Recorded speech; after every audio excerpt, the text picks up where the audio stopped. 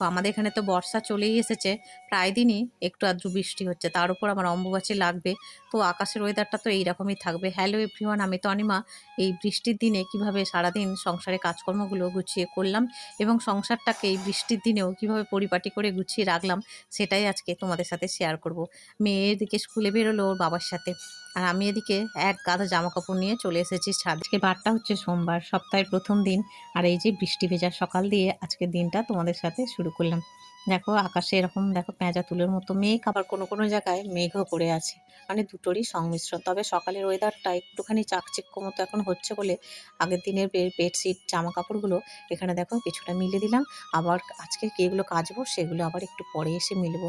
সেগুলো এখন তো আমার কাচাকুচি হয়নি, অনেক কাজ বাকি, এখনো হাতে প্রচুর কাজ পড়ে আছে।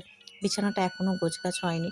তবে আজকে সকালবেলায় যেন একটু মাথাটা ঘুরছিল, তাই সকালবেলায় এক পিস রুটি, আম আর এখানে দেখো শশা নিয়ে সকালের টিফিনটা করে নিলাম। যদিও বিছানাপত্র গোছগাছ এখনো ঘরদোর মপিং ডাস্টিং সবই বাকি। তবে আগে আজকে টিফিনটা করলাম আর কি। যেদিন যেমনভাবে আমার সুবিধা হয় সেরকমভাবেই আমি কাজগুলো করি। যাই হোক, বিছানাপত্রগুলো এখনো গোছগাছ করিনি। এই যে টিফিনটা করে বিছানাপত্রগুলো চটজলদি গুছিয়ে নেব। এই যে এখন বিছানাটা ভালো করে গোছগাছ করব। মশারিটা আগে খুলে ফেললাম, খুলে তারপরে বালিশগুলো ঠিকঠাক করলাম। ভাবছিলাম আজকে মশারিটা কাচবো, আজকে রাতেই তো অম্বুবাচী লেগে যাবে আর কি। সেই জন্য আর কি যতটা পারছি ঘরদোর সমস্ত কিছু পরিষ্কার পরিচ্ছন্নভাবে গুছিয়ে নিতে। 4 দিন বেশি কাচাকুচি এটা সেটা কিছুই করা যাবে না। অনেক কিছু তো বিধিনিষেধ থাকে, সেগুলো তো আমরা মেনে চলি। তাই হোক, এদিকে দেখো বেডশিট, 3টে বেডশিট, যেহেতু বৃষ্টি হয়েছে রাতে সবারই একটা করে বেডশিট লেগেছে, সেগুলো গুছিয়ে নিয়ে ঘরটা এখন ডাস্টিং করে নিচ্ছি। আর হাতে হাতে যেগুলো কাছা গেছে মনে হয় একটু ঝুলঝুল মতো লাগে, সেগুলো কিন্তু এই হালকা হাতেই ঝেড়ে নিই আর কি ঘর ঝাড় দেওয়ার সময়। দেখো এই যে মেঝেটাও ঝাড় দিলে বেশ পরিষ্কারই হয়ে যায়, এরপরে মুছে নিলে বেশ সুন্দর হয়ে যায়। যাই হোক, তোমাদের সাথে গল্প করতে করতে এদিকের কাজগুলো আস্তে আস্তে করে সেরে ফেলছি। তবে আজকে ওই যে বেশিক্ষণ এদিক ওদিক আর করিনি, জলদি কাজগুলো করছি। প্রচুর কাজ যাচ্ছে আজকে হাতে। মানে ঠাকুরঘর আজকে পরিষ্কার করতে হবে, যদিও সেটা সন্ধ্যাবার দিয়ে তারপরে করবো, যেহেতু রাতে অম্বুবাচী লাগবে। এখন কিন্তু যথারীতি বাইরে কিন্তু টিপটিপ করে বৃষ্টিও পড়তে শুরু করে দিয়েছে। তো এগুলো তো আমি জামা কাপড়গুলো ওপরে মিলে দিয়ে এলাম। তারপরে গিয়ে সমস্ত জামা কাপড় সিঁড়ি ঘরে তুলে রাখলাম। কারণ ওই যে বাইরে বৃষ্টি শুরু হয়েছে, আগের দিনে জামা কাপড় একটু হালকা তো হাওয়ায় টেনে গিয়েছিল।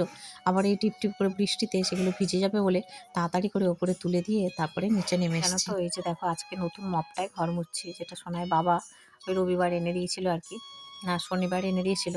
তো সেই মপটাতেই আজকে সুন্দর করে ঘরটা মুছে নিচ্ছি। তবে ওই যে হাতে মুছলে যে ঘরটা যেরকমভাবে পরিষ্কার হয়, মপ দিয়ে মুছলে কিন্তু সেরকম হয় না।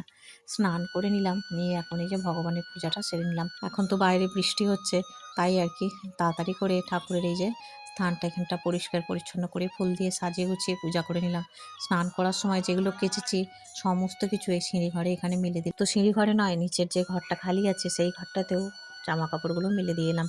সেখানেও অনেক কটা জামা কাপড়, দেখো বর্ষার দিনেও ওই ফেলে রাখবো এলোমেলোভাবে, আমার যেন সেগুলো পোষায় না। মানে পরিষ্কার পরিচ্ছন্ন থাকবে, ধোয়া কাচা থাকবে, তাহলেই যেন মনটা শান্তি। তারপরে সোনাইকে আনতে চলে গিয়েছিলাম, এসে আবার এখানে দেখো কতগুলো জিনিস কাচাকুচি। এসেই আগে সোনাইকে একটু শরবত দিলাম, দিয়ে হাত পা ধুয়ে জামা কাপড়টা ছেড়ে কেচে কুচে আগে ছাদে মেলতে গেলাম। এখন কিন্তু আর বৃষ্টি তেমন হচ্ছে না, তবে ছাদটা দেখো এখনো ভিজে আছে। কারণ ওই যে টিপ টিপ করে সকাল থেকেই পড়তে মানে লেগেই ছিল আর কি। এখন দেখো এই যে সব কিছু কেচে ধুয়ে মেলে দিলাম প্রত্যেক দিনের মতো। এখন প্রায় 3টে বাজে, এরপরে মেয়েকে স্নান করাবো, তারপরে মেয়ে আমি দুজনে একসাথে খাবো। দেখো সংসারের কাজ তো ফেলে রাখা যায় না, আর ফেলে রাখলেই পরের দিন আমার সেই কাজটাই ডবলে দাঁড়াবে। কারণ প্রত্যেক দিনই তো এগুলো কাজ করতেই হয়, এই পরিষ্কার পরিচ্ছন্ন ধোয়াধুয়ি কাচাকাচি এগুলো আমার প্রত্যেক দিনের কাজ। আর যেখানে আমার এই কাজগুলো ফেলে রাখবো সেখানে আমার মনে কোনো শান্তি থাকে না, মনে হয় যেন আমার সব কাজ পড়ে রয়েছে। দেখো যতক্ষণ প্রাণ থাকে, যতক্ষণ শরীর চলে, ততক্ষণই চেষ্টা করি এই সুন্দর সংসারটাকে গুছিয়ে সাজিয়ে গুছিয়ে রাখতে আর কি। কেউ চায় না তার এই সংসারটা অগোছালো হয়ে, অপরিষ্কার হয়ে, অপরিচ্ছন্ন হয়ে পড়ে থাকুক। দেখো এই যে সুন্দর করে মেলে দিয়েছি, এখন অনেক জামা কাপড়।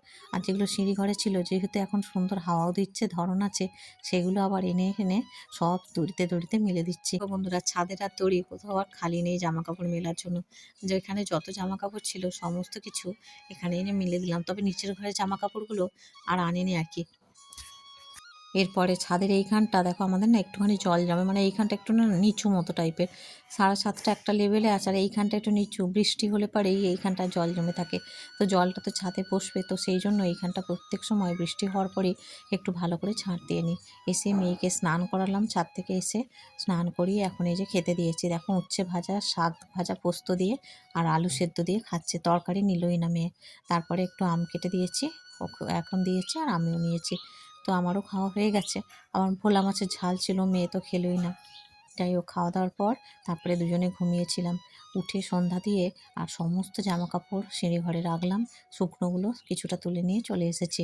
সন্ধেবেলা একটু ছোলা সেদ্ধ করেছিলাম, এখন এই যে মুড়ি খাচ্ছি আমি, আর মেয়েকে একটু চিঁড়ে সেদ্ধ দুধ দিয়ে খাইয়েছি। রান্নাটাও কিন্তু বসিয়ে দিয়েছি, মেয়েকে পড়াতে বসাবার সাথে সাথেই ওদিকে রান্না বসিয়ে চলে এসেছি মেয়েকে পড়াতে। আজকের মিনি ব্লগটা তাহলে এই পর্যন্তই রাখলাম, তোমাদের সাথে আবার নতুন একটা মিনি ব্লগের সাথে দেখা হবে। বাই বাই বন্ধুরা।